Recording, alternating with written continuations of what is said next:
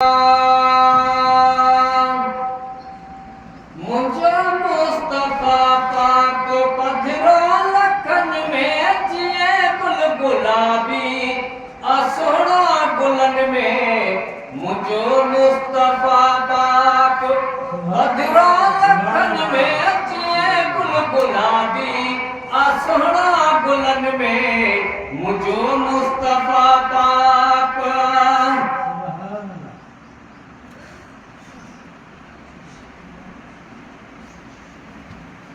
हशर में लहूदा समेरा जराना तनी में मोहम्मद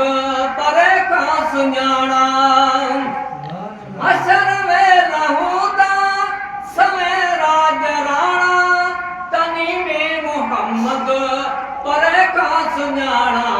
हुंदुस चोटकारे जो झंडा वतन में हुंदुस चोटकारे जो झंडा गुलाबी असोड़ा गुलन में मुझे पधरो लखन में जिए गुल गुलाबी असोड़ा गुलन में मुझे मुस्तफा पाक कतोहर को पाचीर दो जान पुकती मोहम्मद जे मन में या उमतिया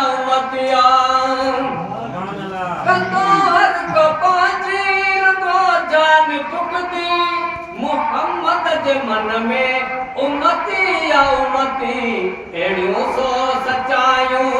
देखारे दुखन में एड़ियों सो सचायूं देखारे दुखन में जिए गुल गुलाबी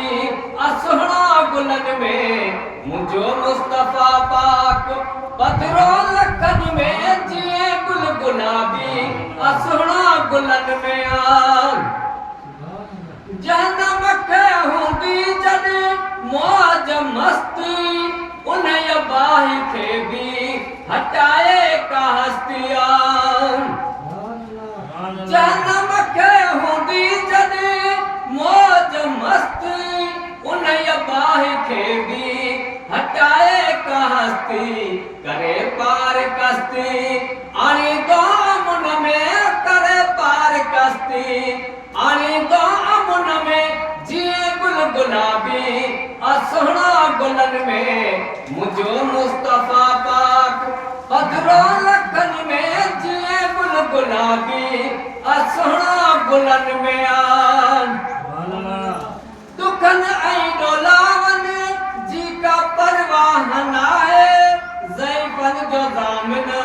बिंदोरा हठाए दुखन आई डोलावन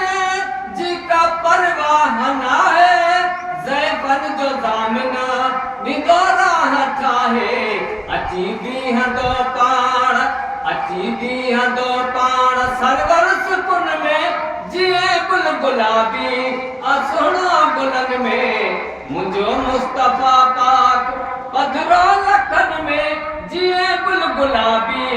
असोड़ा गुलन में मुझे मुस्तफा पाक शुक्र कर महेसरा शफादार मिलियो पको साथ नीगड़ वफादार मिलियो शुक्र कर महेसरा शफादार मिलियो पको साथ नीगड़ वफादार मिलियो गुलाम नबी थी खुशी हर वतन में गुलाम नबी थी खुशी हर वतन में जिए गुल गुलाबी असोड़ा गुलन में मुझे मुस्तफा पाक पधरो लखन में